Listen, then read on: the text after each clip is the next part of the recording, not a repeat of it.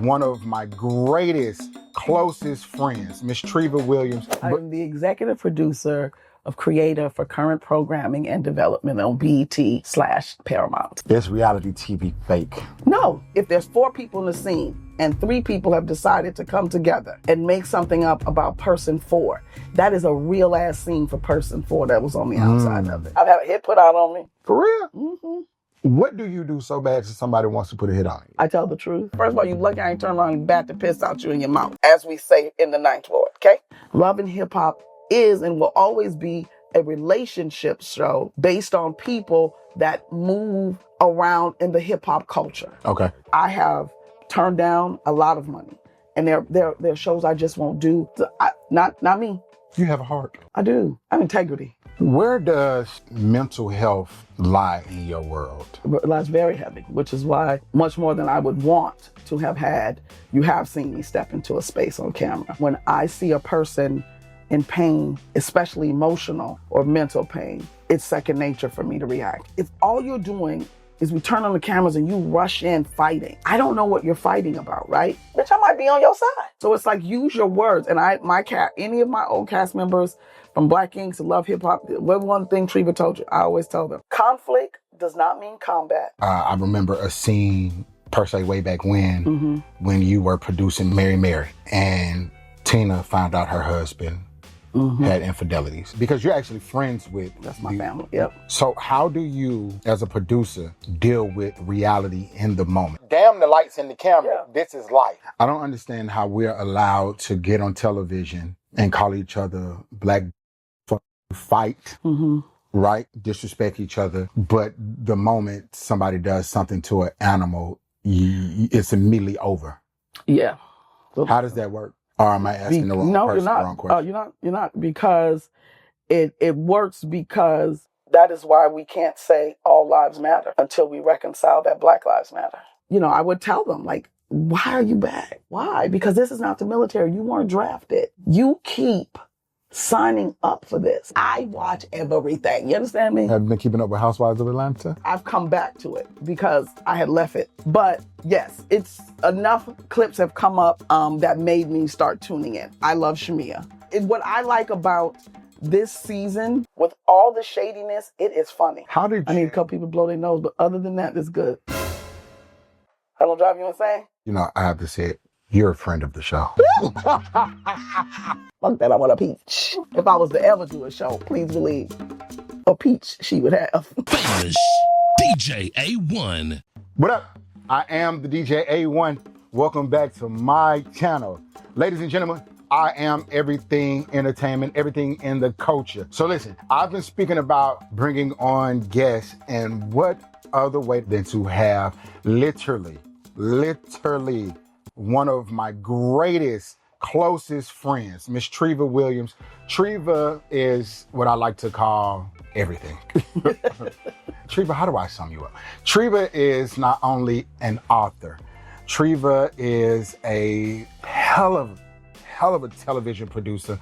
She is a tour producer, tour manager, tour creator. Treva has foundations and she gives back. Treva is currently, I'm gonna mess this up, Treva. Okay. Treva is, tell me, Treva, I'm gonna fuck it up. Go start it. She is creative for Current Television. I'm the executive producer of Creator for Current Programming and Development on BET/Paramount. Thank you. Treva's important as hell. Treva is not. Treva's a child of God, you understand? Not too chatty. Hey, we'll get into this. Not you. Treva has the best one-liners on earth. Quiet and qualified. You understand what I'm saying to you? Quiet and qualified. That's what this is. That's the only type of service I want. I love it. I can't take it. Treva and I, just to give a little background, Treva and I met on the Escape reunion tour. The Great Escape. The Great Escape. Treva was the tour manager. Basically ran everything. And Treva and I met because I walked into Treva's office. We had not met each other. Uninvited. Treva, let's relax. Opened my door. Opened her door. Did not. And told me to go back outside and come back in. That's where Treva and I's relationship started, because I was trying to ask for a lot of things that she kept telling me to do. Trying to finagle things. I was like, sir, go talk to your group. What's happening? Normally back then in my world, if I got one yes from one person, And what was my rule? I had to get all 4 yeses. At that time, it was 4 members of Escape. So I had to get 4 yeses every time I needed Or something. don't come to me. Or don't come to her. And I had 2 yeses for sure. And I said, but you don't have the other 2. So then no. Then I got a 3rd yes. And then I said, but it's still 4. It's still 4. And I'll just let you guys imagine who I had to get the 4th yes from. And it was a hard pull, but I got it. But it wouldn't go through if it wasn't 4 yeses. And that's how Treva, and I was stuck to her hip. Yes. God. 9 years later. Jesus. She haven't been able to get rid of me. You're my little brother, though. And Treva and I have the best conversation. She gives the best advice on this business. That's why I want to sit with you, because here at A1's Famous Kickback. Come on, Famous Kickback. Come on. One of my favorite things to talk about is reality. I love reality too. And you literally have had your hands in what we now know as reality television. Yeah, I love it. From the inception of Love and Hip Hop Atlanta. No, I started. Well, LA. Yeah, I started on LA. Love and Hip Hop Hollywood. Correct. Molly installed me into the when she decided to launch the Love and Hip Hop Hollywood franchise. I did that one. Which had some of the best reality moments I loved it. Ever. What I loved about you have a meme. Yes, let me just Treva has a meme. Let me just say something to you. Much to my chagrin and distress, there is a meme. Do you know, I'm telling you, I had to call a lady in Houston that used my meme. First of all, the fact that I became a meme is crazy, but she used that photo that I don't even know. There's an editor somewhere that clearly did not like me and took that snapshot and put that thing out. But she used it on her website for waxing, because I'm like bent down talking to the girl. I'm actually praying for the girl, but I'm bent over. And the meme was like the wax specialist when she talking to your labia when she's full of things. Oh, wow. So the lady had me on her web. I said, ma'am, you have to take this down. I literally called her personally. She was like, well, I said, who are you? I said, I'm the lady bent over in the Jeep. You have to take this down. Absolutely not. That's crazy.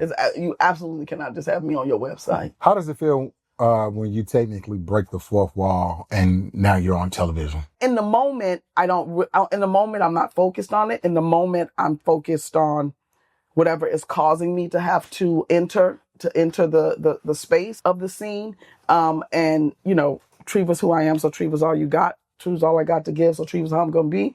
And who I am is I'm either going to pray for you, with you, and about you, or I'm going to get you all the way together. But, that depends upon how you move and which version of me comes through. You understand me? Which version of me comes through? Because you are, in real life, you are a life coach. Yes, I'm a transformational life coach. Yes. Correct. When you speak about being a transformational life coach, what exactly is that?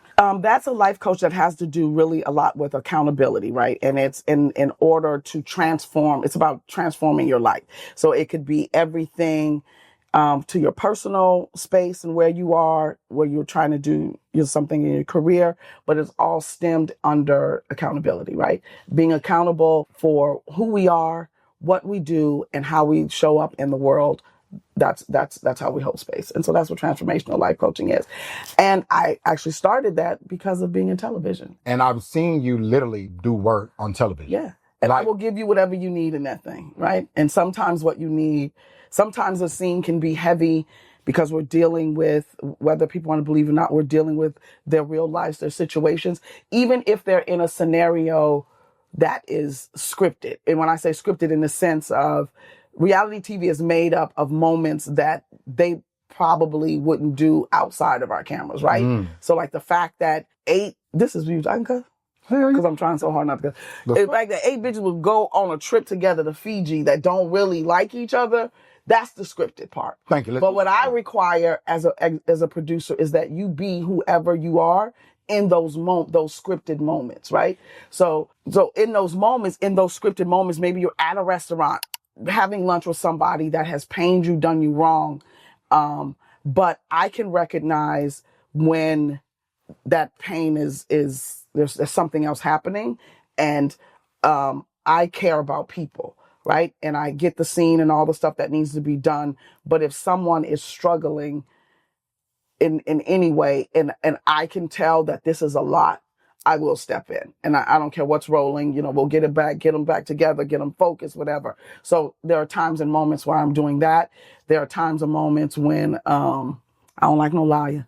You sit in my scene, and you telling a whole lot of lies and acting like, and especially, you're trying to like turn it, talent gets really good at turning it back on us behind the thing, thinking that we're not going to say nothing. And typically, if your name is not Treva, you probably wouldn't. But Treva, you're not going to sit at this table while I'm in Video Village telling a lie. They made me. Wait, what? Sorry. Don't mean to interrupt, but I'm sorry. Did you not tell me that da-da-da-da-da-da-da-da? So what's the problem? So that brings me to my next question. Is reality TV fake? No. Because Treva? no, reality TV is not fake. In your opinion, when you watch certain reality shows, is it hard as a television producer to watch certain shows and you be like, that shit ain't real? No, because I don't believe it's fake, because again, even if the entire thing was made up, if there's 4 people in the scene and 3 people have decided to come together and make something up about person 4, that is a real ass scene for person 4 that was on the outside of it. So the scenarios, again, could be scripted, which they are, because again, this is not a documentary. I'm not following you 24/7. I don't really wake up with all of those kind of things. So I have to create scenarios. Correct. There's a group trip. There's a lunch. I'm going to make you, if I just left it to the talent, the minute a question got uncomfortable, they'd get up and walk off and say, cut, I'm not filming no more. As a producer, I got to bring you back in. I'm going to require you to sit in something longer than you would do without cameras, right? Gotcha. And deal with something. So even if you weren't really, say you didn't really have an album coming out. Okay. Right? And you didn't really get signed or nothing. But that emotion that you're exhibiting as you are playing out that scene, whether it's delusional, whatever it is, you're really feeling that. That's really how they're showing up as themselves. And for me as a producer, that's all I require. Whatever this scenario is, I need you to show up and be who you are in that situation. Period. If that's what you want to present, then that's what you end up presenting. And if you're comfortable presenting that you're not yet realized dream, if you're comfortable presenting that, I'm fine with that. Because you need to understand that if your not yet realized dream doesn't come to fruition in the timeline that you put out and said on camera, then as long as you're comfortable with dealing with the aftermath of that, then I'm going to film you. Okay. You know what I'm saying? If it's I tell my cats all the time, if it's a lie, one of y'all told it. If it's a lie, one of y'all told it. So let me ask you this question. Because I've literally seen you in situations where real life happens in the moment on camera. I remember a scene, per se, way back when you were producing Mary, and Tina found out her husband had infidelities. How do you, because you're actually friends with... That's my family, yep. So how do you, as a producer, deal with reality in the moment? Like, because we get these characters and, I speak about, housewives and all these people, but it really becomes a moment where, damn the lights in the camera, this is life. I give people, no matter who you are and what you're going through, I give you the grace and space to share your story, your feeling about your story, your circumstances, in whatever way you feel like you need to do in that moment. And that moment, maybe a few scenes later, you'll feel different about it. But I give you the grace and space to deal with that and that. I never forget that people are people. I have a philosophy in producing, and it's a 4-H philosophy that I created, and I call it heat, heart, humor, and humanity, right? Life is about ups and downs and ebbs and flows. So nobody wants to watch anything where it's just even killed. Oprah tried it when she first created the OWN show. Wasn't nobody watching that channel but me and Oprah, okay? There was nobody else watching when she first came out, and everything was Super Soul Sunday, and I loved it. I enjoyed it. Masterclass, all that. That was my Shania Twain was on the bus doing something. I was at peace with it. I loved it. But I feel like it was just me, Oprah, and Gail that was tuning in. And Oprah realized that, and she, things changed, and, they gave the people what they was looking for. So in life, though, it's up. Everything has stakes. People call it drama. I call it stakes, right? So it's like what I look for, to me, what makes a good episode is the right level of heat, the right level of heart, and the right level of humor. Because especially as Blacks, we gonna find something funny in every situation. I have never been to a funeral that I didn't laugh at. Something happened that made me snicker. I ain't never been to a wedding or a joyous occasion where somebody wasn't pissed off somewhere. Correct. Okay. And then, but I say the humanity parts, like, so when I produce from a lens of, even though your experience and your life doesn't mirror mine at all. I don't understand your choices. I would never have made them for myself. It's not my life, whatever, but I still view you from this lens of humanity. So that way, when I see you in a heated moment, you don't just look angry and irate to me. I'm looking for what happened, what got her to this place, what got him or her to this place. So because without the humanity, your heat just looks like you just raging angry. Your heart, nobody empathizes with you when you're in a heartfelt situation. And the humor, we end up laughing at you instead of with you. Mm. So I am a person that if I get to a place with you, because you're not going to like everybody, personalities are still personalities. If I get to a place with you that I can't feel any humanity in dealing with you or watching you, I can't produce you. Mm. And I will be honest, that probably has been very limiting for me in my career. My career is very blessed. I love what I do, but there's a lot I won't do and don't do because either I don't rock with you, I don't feel it, something, or I can't see a way where humanity with heat, heart, and humor can surface itself. I have turned down a lot of money, and there are shows I just won't do. There are networks I wouldn't work. There's just not me. You have a heart. I do. I have integrity. Ooh. And this business is not built on integrity. Because there's some demons and devils running around this motherfucker. There's demons and devils everywhere. Yeah, but entertainment business. Well, this is what I decided a long time ago. You know some of them too. Somebody gonna have my job exists, right? Correct. No matter whether I occupy that space or not. I'm responsible for what I do with my time when it's my turn to occupy that space. You kind of answered my question, because what I was going to ask you was, when you're in the heat of a moment of a real situation and it's like these cameras no longer exist, I've seen producers be like, well, I still have a job to do. And so I don't give a damn that I still have a job to do. I don't operate in that manner. I don't. Gotcha. And again, like I said, that hasn't always, for me, I won't say it served me. It has served me well because there's nothing I've done in my field that I lose sleep about. So it served me well in the thing. I can walk away from any situation and feel like I know why I did what I did the way I did and all of that. Because for me, the cameras don't exist, right? I have been charged to be responsible for the telling of someone's story. And I take that because I tell people, listen, at the end of the day, these people that are brave that get on this television show, and I don't care from whatever network, whatever show, because they are doing something that I would not do. I would be the worst cast member ever. I just would. I would be, because I used to be an assistant.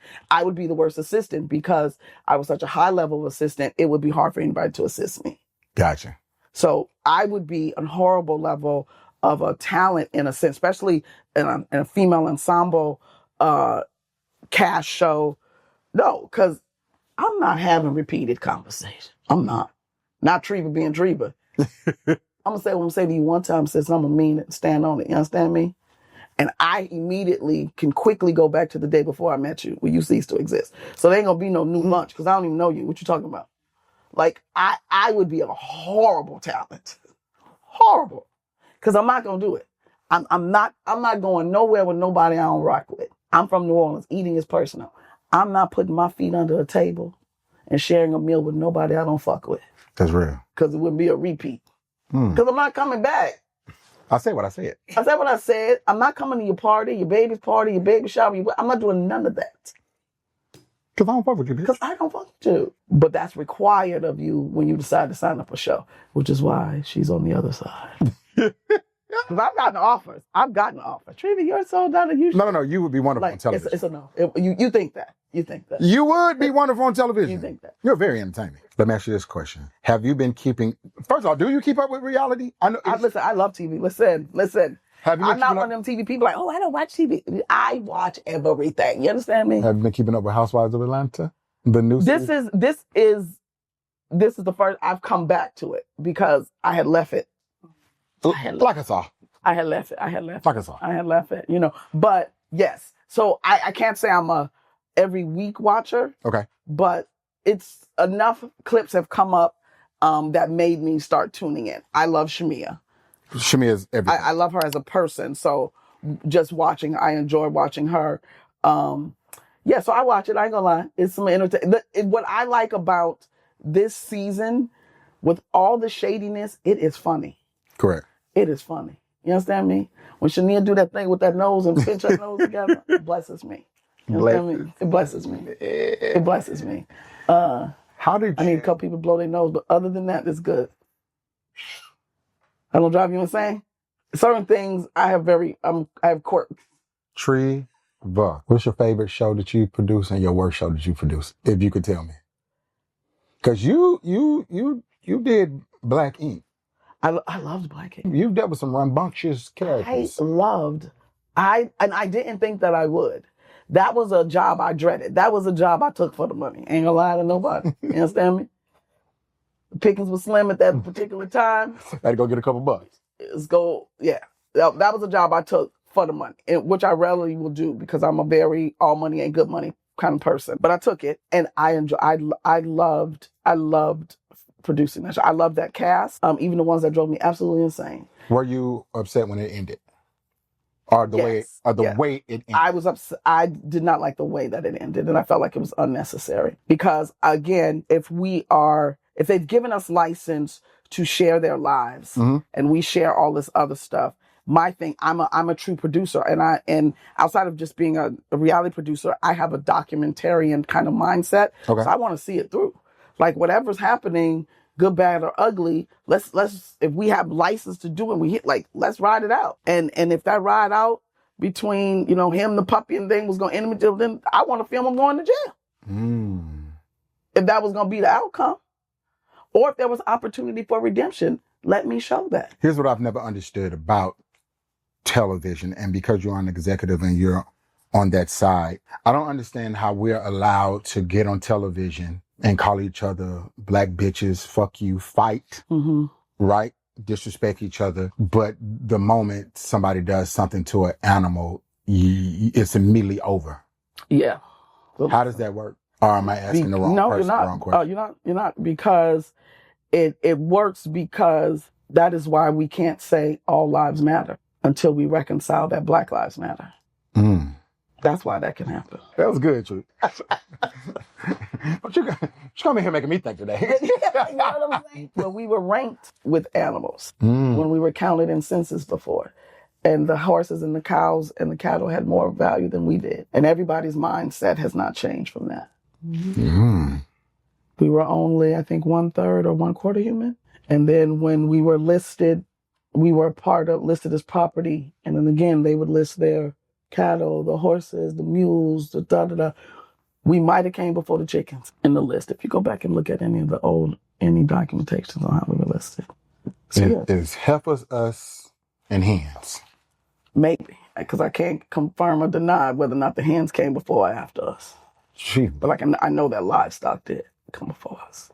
One of the things when I first started loving hip hop Hollywood, one of the things I was most proud of was the year that I started in 2014. Contrary to what people think and believe, Mona was never comfortable with the level of violence. Never liked it.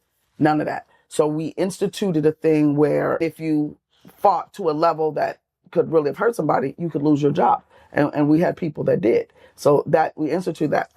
When I came in, I would tell people, again, going back to the heat, heart, and humor, it's like, if all you're doing is we turn on the cameras and you rush in fighting, I don't know what you're fighting about, right? So, bitch, I might be on your side. But let me know what the fight is for, right? So it's like, use your words. And any of my old cast members from Black Inks that love hip hop, one thing Treva told you, I always tell them, I said, conflict does not mean combat, just like resolution does not mean a hug.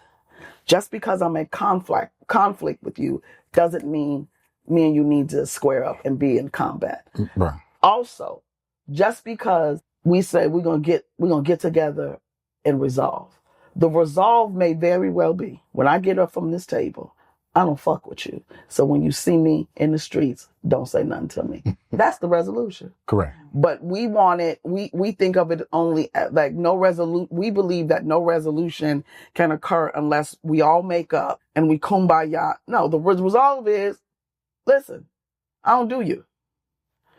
We're not going to make no declarations of war, but you stay there, I stay here. You know what I'm saying to you? That's our resolution. 100%. Because forgiveness does not mean reconciliation. 100%. With you being, let me change the direction for a second. With you being a life coach and understanding people, understanding life, where does mental health lie in your world? It lies very heavy, which is why you, much more than I would want to have had, you have seen me step into a space on camera. Because innately for me, my spiritual gift of discernment is very strong. And when I see a person in pain, especially emotional or mental pain, it's second nature for me to react, right? And to step in and deal with that. So it's very, very, very high. I would talk to cast members a lot. I had a lot of conversations with, the cast members, having hard seasons, right? And, I would tell them, like, why are you back? Mm-hmm. I've had, and again, probably the most non-network production thing I should do, but I just, like, if this is bringing you so much pain and distress, why? Because this is not the military. You weren't drafted. You keep signing up for this. And again, there are things that just come with the things that you do. I tell people all the time, you look at a show like Love and Hip Hop. Love and Hip Hop is not a music platform show. Love and Hip Hop is and will always be a relationship show based on people that move around in the hip hop culture. Okay. It is not a music format show. So when I used to do the casting for Love and Hip Hop, the guys would come in, I'm working on my album, I'm doing you play my beats. I'd listen to their beats, used to be a music exec. I love music. So I listen to your beats. Once we get through all that, listen to your little project, all of that's great. So my follow-up question always would be like, these beats are amazing. Now can we get into who you banging? Because that's what this show is about. And if you don't understand that, you're going to be rocked. My motto has always been, I don't tell no lie. Okay? Lying is born of fear. And Treva's only afraid of God. Hello? So I can shoot and I can fight. I'm not walking around scared of nobody, like talking about it. I'm not foolish in my fearlessness, but on the general sense of that, I'm not going to just be telling you no lie. Because again, people that lie are afraid of something. Okay, I like that. And I don't have, and then I tell my talent all the time, you may not like everything I say to you, but it will never be a lie. Now, I can promise you, I'm going to say some shit to you you're not going to appreciate during this season. I can promise you. Promise you it's going to happen to you. Promise you you're going to fall out with me. Promise you you're going to want to call my superior. I promise you you're going to make at least 2 or 3 posts about me on your little internet.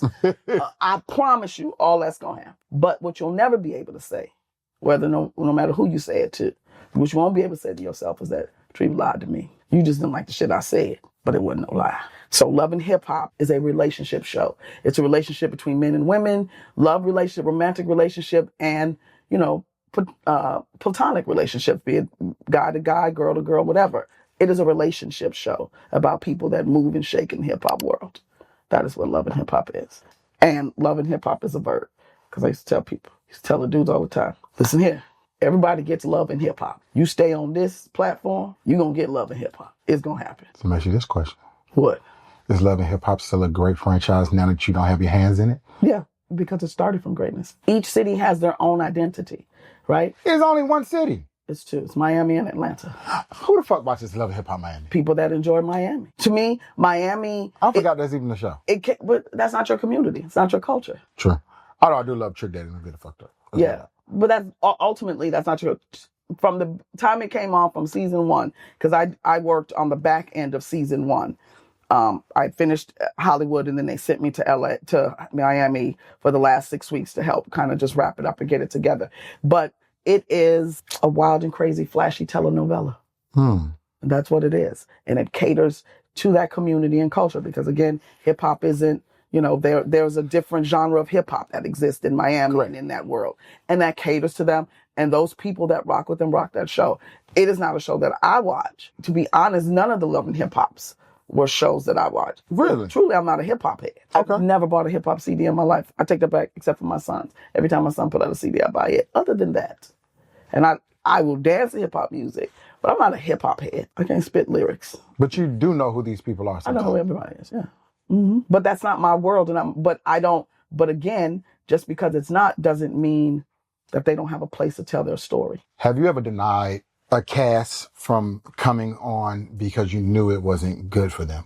Like, I know that this isn't going to be good for you. Yeah, when I was involved in casting, there were certain people that I voted against or whatever based on me feeling like they would not be able to handle this. Because this is a lot. It's a lot. Entertainment is a lot. It's a lot. Right? And I don't think that sometimes the audience understands, because it's become so easy to pick your telephone up and say whatever it's you a want. target. But it's like at the end of the day, these people give you, even being a producer, you're a target, right? Because people are crazy enough to be coming on my page talking nonsense.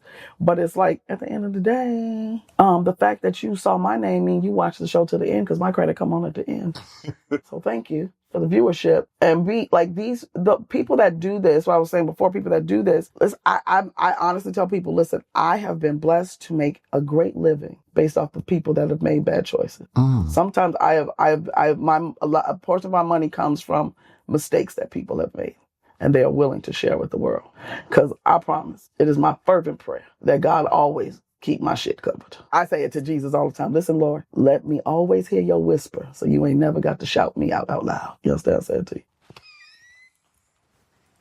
Mother don't want her dirt in the streets. You know what I'm saying? It's a no for me. It's a no for me. And I'm still out here in front of the camera. It's a no. Hey, world. Because I can't take it when they come on my page playing with me just even on the slightest. Like, listen, because every now and again, I'll be having time. How did you make your transformation from television to touring? Or was it from touring to television? I was in music. My career started military to admin to marketing to advertising to music to TV. So you just right back at home when you tour? Yeah. It's all cyclical. You're never not working. I have never not had a job since the year of our Lord, 1985, when I joined the military. Oh. I think the longest I've ever been out of work was... The strike? No. I wasn't out of work for COVID or nothing. Really? No. Listen, the Lord has blessed me. It was a blessing unto me. I have never not worked. I think the longest was maybe 4 months, and I had cancer. Okay? That was like in the 90s. Yeah. Then the last time I had cancer in 2016, I only took I took 8 weeks off after my surgery, but I was employed. But literally that time in 90s, I was unemployed. But I have never since I joined the military in November 1985, and I've always had a job. Yeah. It's my identity. I was just having this conversation with somebody. I identify a lot of who I am is what I do. Gotcha. Which is why I'm careful with what I do. So long as people fuck up in life, you'll work. Ultimately. Well, stop fucking up, people. It's not even about fucking up. That part, employed. but I'm just saying, I say that part when I say that, because I say that from the standpoint of when people jump on and judge them and judge people. Or even being in a room with producers. That probably irritates me more if I'm in a room and we're working and we're talking about the talent stories and what they're going through, and we get a little too boisterous with can't believe you hush, because they is why the hell we in this room. You know what I mean? Like, you don't slow down, low down. You calm down. Slow down, low down. You know, we are here because this is what keeps our livelihood going. You ever had a cast member try to jump on you? Yes, I did, and it didn't work out for them. But yes, I did. Nobody's ever physically touched me. Well, I know that. But I let it know the time and space could happen. We could get down. It could happen. I've had a hit put out on me. For real? Mm-hmm. What do you do so bad that somebody wants to put a hit on you? I tell the truth. But for somebody to want to take your life? I tell the truth. Your truth can be a bit... If you're talking to me and we talking about you and I tell you about you and it's true, that's your truth. That ain't mine. Very true. Okay? So you be mad at your damn self, not me. But delivery's a motherfucker.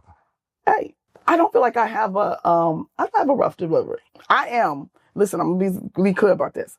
I am not a nice person. I practice nice. You don't think you're nice? I'm kind. I think you're very nice. I'm very kind. I'm a kind person. I'm kind. Motherfuckers not just run up on me looking like, oh, she look like I should go say hi. I know that about myself. But see how that happened for you? Yeah. We're still very close 9 years later. Yes, but you know why? Because when I realized things was going on and certain things, I decided to be kind to you. Well, fucking thank you. You're welcome. You're right. I was Not charity. It was kindness, though, because I understood. I felt he plays a pivotal role, which I think now is much more appreciated than what it was in that year. For sure. So yes, I have a heart for talent on any level, and I felt like you were being misclassified. So where I could be kind to you and show you grace in certain things within the parameters of my job, because I'm a rule follower. Let me be clear about that. Treva follows the rules. So whatever rules they set up, where I could show you kindness within the parameters, I would. Yeah. Because I do believe believe then and still do. Like, no, this person, they're misclassified in the grouping of how it is. Gotcha. You know what I'm saying? So yes. Made my life easier. Shit, I'll take it. But people get it messed up, right? Because it's like, you want to call you mean or stuff. Like, if I'd have said yes, you wouldn't question my yes. People only want to question your no. My no. And my no is a complete sentence. I have one great question. What? That I love to ask all people. And I don't even know if I've asked you this in our friendship. When did you know you were successful? When my children began to, brag isn't the right word, but when my children began to tell other people how dope they thought I was. Oh, dope. And all of your kids are in the business. All of them are. Yes, they are. Yeah, my daughter is a union hairstylist. Justin, of course, is an artist, songwriter, producer. He produces TV when he feel like it. Ashton is a TV producer. Yeah. But that's all they know, even before Rally MTV, because my husband, like the life that I have now, the life comes from the trajectory of when I met my husband now, who's my second husband. He gonna be my last husband. Maybe not having no more. Because he's my second marriage, but we've been married 29 years. I never knew you had a first husband. Yes, I did.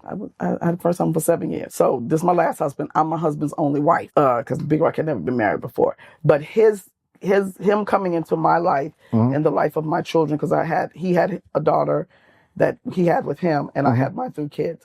But he's a music producer. He's in the 90s. Him and his band were signed. Jimmy Iovine. They were the first artists ever signed to Interscope Records. My husband did that whole Silk first album. I mean, I know this. I'm just letting you get it off. Freak Me Baby, Lose Control, produced the album. They got, bad partnership. They had a person in the group that took the credit for everything and got sued, and they got settled, and they had to settle out of court. They settled, and then the settlement, they lost certain things, but that is my husband's music. That is he created that sound. That is him. But getting with him changed the trajectory of my life. No. And because I was normal, I was just regular corporate, was nowhere near entertainment. He and I got together, and he was running his studio. So being administrator, I helped him with his business and all of that kind of stuff. He put my son into music. My son gets into gospel music. I end up, my son is touring with Mary, Kirk Franklin, all of these people doing all of that. That's how I end up with Mary. I end up working for them, and then working with them on their management team, running their company. Then I'm, on the show with them and then producing the show. But it all falls back to me on a whim meeting a man in a studio in Decatur, Georgia, in August 1996. He changed. So his interest into my life changed the course of where we ended up. If you could leave people with one thing to sum up Treva, what would it be? Treva is the epitome of grace. Grace given and grace that she gives out. Grace given and grace received. That is who I am. Wow. For the record, guys, this is a very tamed Treva conversation. Very tamed. Very, very, very tamed. Very tamed, because I'm trying to keep a level of professionalism here. Listen, I am who I am. But Treva, you are everything. I love you. I love you too. And she could cook her face off. Hey. And she throws the best parties. Indeed. And the best backyard parties with no bugs. Listen, I keep that mosquito guy on retainer. With no bugs. Yeah, because I love outside. And you never know who's going to walk through her backyard. That's true. Shit is beautiful. Treva backyard look like the Grammys. So, who the fuck is that over there? Oh, okay. No, I'm low key. This is beautiful. I love who I love. I really thank you for being Thank you, brother. First. Thanks for asking. I'm talking about my first. Really, let's just be clear. He didn't ask me. I asked him. I said, You did ask me. Well, I wasn't going to say that. Well, I'm going to say, I had to ask him. I still said yes. Can I come on your little show? Here we are. Come on, famous kickback. Yeah. I mean, I'm a big fucking deal. You Treva. are, yeah, as you told me from the day I met you. From the day I said the shit, and you didn't want to listen. And I said, get your ass out my office. No, literally, get your ass out my office. Like, I don't even know you. Like, what? I do not care. And I was like really clear. I did really come to you with my chest poked out. No, he did. He was a lot. I was like, first of all, let's be clear. I'm something with skate. Well, I don't work for them. I said, I'm here. That was she definitely said that. I don't work for them. I work for Mona Scott Young. Mona me. I'm here for representation of Mona. I am extension of Mona Scott Young. From the first day I met you, I would have never guessed in a million years we would have ended up. Yeah, she was gonna like me. Yeah, Never. But have I changed though? No, you're still the same old Treva. No, 100%. I just get you now. Yeah. Like now when we be on the road or we two together, like if you say no or say different shit, I should be like, all right, Treva.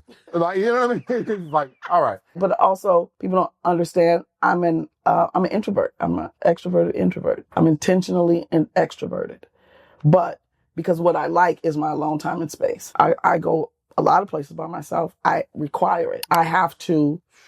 I say that all the time. Me too. I have to wire down in order to go up, and I have to It's a lot to give yourself to people. It is. Because Candy Hunter for the whole tour, you just gonna eat by yourself, go by yourself, and she took that as me not liking. I thought it's not a dislike. Can I tell I just one do story? Me. Go ahead. I have to tell you one story. Go ahead. There was an assistant of someone who happened to be a younger. She was 2. She walked up on Treva and called her Treva, but with the little attitude and a little finger pointing, and proceeded to tell Treva what she was going to do. Yeah. And the way Treva handled this little girl and grabbed her and took her back to the person that sent her. Literally grabbed her and walked her back over like she was fucking 3 years old. Don't you ever. And delivered her back. When I tell you. We was we was standing at the Mondrian Hotel in the lobby.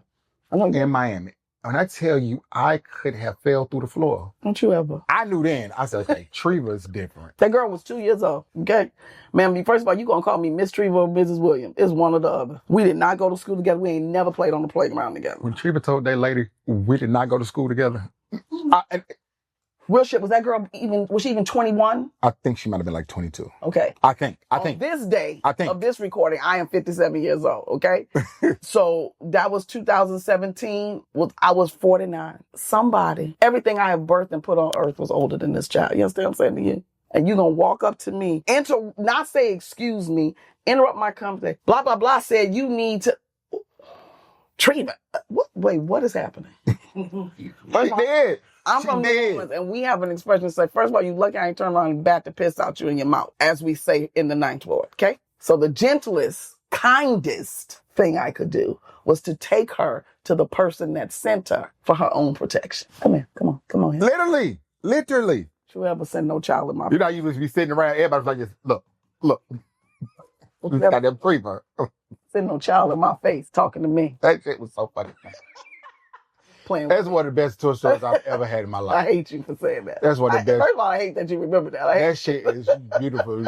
Treva told the girl, I got panties older than you. Yeah, ma'am. You don't play with me. There's nothing. Girl, don't you ever. I cannot believe it. I was undone. Okay? Undone. I was undone. I have something in the tour stories. Don't you tell her. I'm going to tell no more. But that was a good one.